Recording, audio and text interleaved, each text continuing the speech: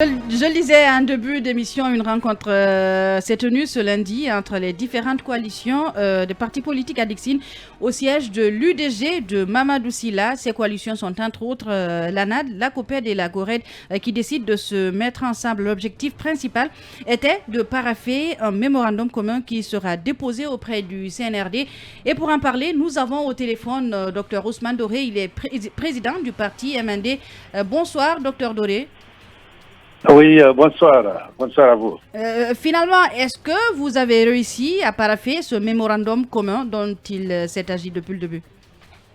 Oui, tout à fait. Nous venons de boucler l'exercice avec la signature de ce mémorandum par les trois partis qui restaient en ligne pour la signature et qui regrouperait toute la classe politique. Vous savez, tous les autres partis et les coalitions avaient déjà signé depuis le jeudi dernier et nous étions dans une optique de transmettre le mémorandum partiellement signé, bien entendu. Alors aujourd'hui, par une médiation de dernière minute, nous avons réussi le coup d'avoir la signature aussi bien de l'intercoalition de l'Haj Mamadou Sylla que aussi de la CPR de Faya qui aussi n'avait pas signé. Donc, c'est cette logique qui nous fait dire aujourd'hui que nous avons un rassemblement de toute la classe politique. Est-ce qu'on peut avoir quelques points phares de ce mémo? Bon, écoutez, le mémo, il est très clair. Hein. On ne va pas vous donner tout le contenu, mais le point clé du mémorandum, l'appel lancé, la sollicitation faite au CNRD, est d'ouvrir un cadre de dialogue, un cadre formel de concertation entre les autorités de la transition et la classe politique guinéenne, l'Assemblée. Et ça, c'est l'un des points forts du mémorandum. Le reste, c'est que nous expliquons notre démarche, qui est une démarche constructive visant à assurer la bonne marche de la transition, c'est-à-dire que si le cadre formel est établi, nous avons des propositions, des avis sur les grandes questions de la transition que nous pourrons aussi soumettre aux autorités pour que ça soit pris en compte dans le cadre de la bonne marche de la transition. Docteur Doré, on apprend également qu'il y a une autre rencontre qui est prévue les prochains jours chez Cellou d'Alain Diallo. Finalement, est-ce que ça veut dire que tout n'a pas été dit ou peut-être que tout n'a pas marché aujourd'hui pour que vous proclamiez une autre rencontre avant même la fin de celle d'aujourd'hui? Voilà, il faut qu'on communique mieux. C'est-à-dire que, voilà, je vous avais indiqué la dernière fois et dans toute la presse que c'est un processus qui a été enclenché. Au départ, on était quelques coalitions. Après, il y a eu une dizaine. Aujourd'hui, c'est une quinzaine, y compris même les partis qui ne sont pas dans les coalitions. L'objectif, c'est d'avoir à jouer le rôle qui est dévolu à la classe politique dans une transition politique. Donc, aujourd'hui, nous avons reçu le grand coup.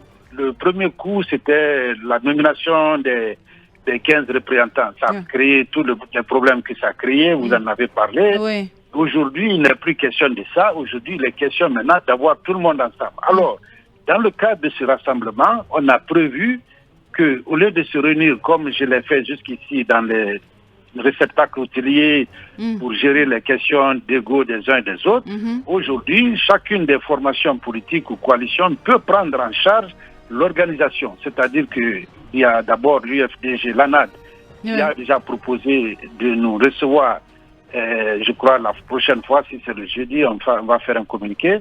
Et tout le monde viendra à ce niveau dans leur état-major, et puis on débattra d'une des questions, d'une des thématiques de la transition. Et donc, ça va être des réunions tournantes et qui indiqueraient que le processus maintenant est en marche dans le cadre d'une classe politique réunie tout le long de la transition. Voilà donc comment on va opérer pour les jours à venir.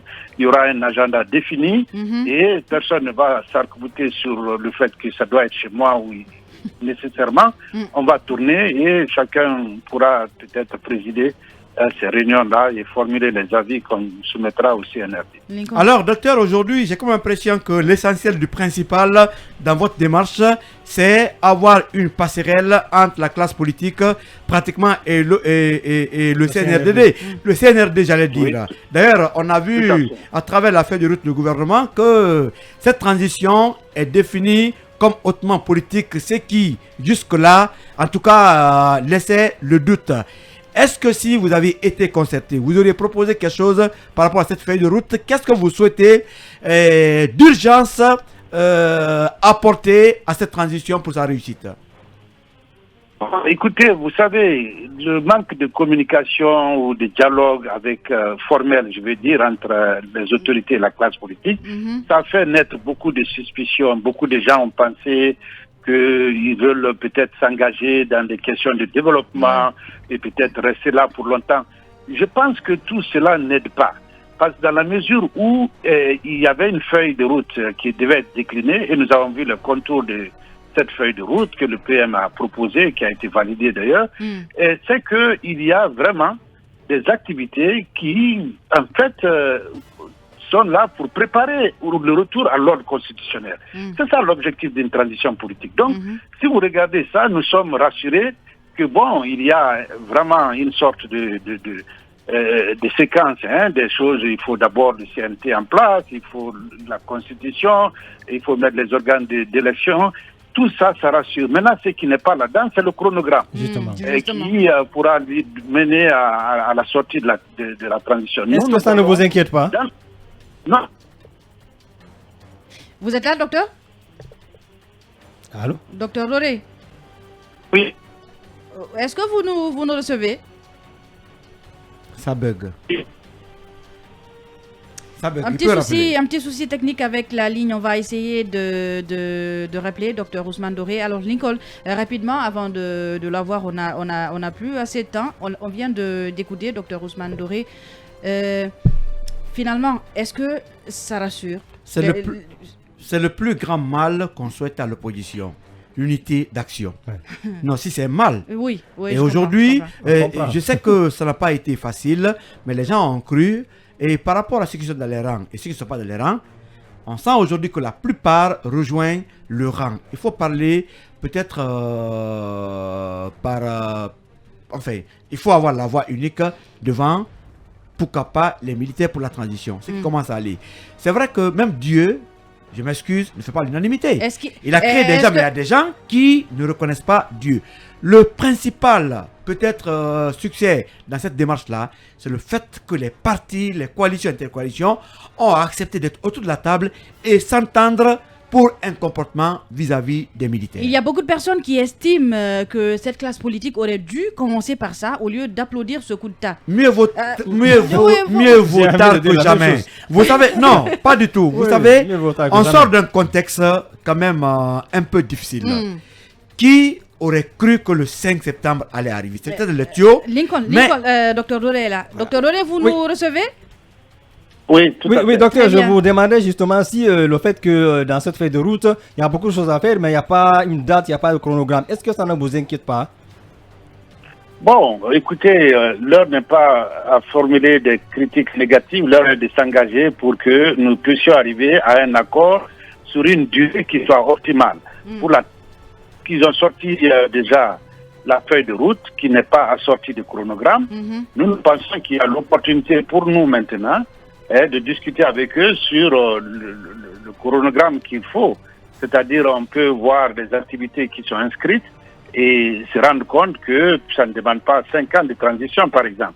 Donc, la classe politique va déjà inscrire dans nos thématiques de discussion les questions liées à ça. Et c'est de cela qu'il est question ici. Et au lieu de s'inquiéter, essayons de trouver des solutions, parce que de toutes les façons, ils attendent de transmettre à la CEDEAO une feuille de route assortie d'un chronogramme. Donc, il est temps pour nous ici de peser dans cette discussion. Et c'est pourquoi nous tenons à ce que ce mémorandum arrive le plus tôt que possible pour qu'on puisse avoir un retour des autorités afin qu'on commence les discussions de fond. On a déjà passé 3 mois, on est presque au 4e mois. Et il faudrait maintenant, comme vous l'avez vu, la transition des activités d'ordre politique. Tout concourt à l'organisation. Donc nous avons un rôle à jouer et c'est ce que nous allons réaffirmer lorsqu'on aura cette passerelle de dialogue formel.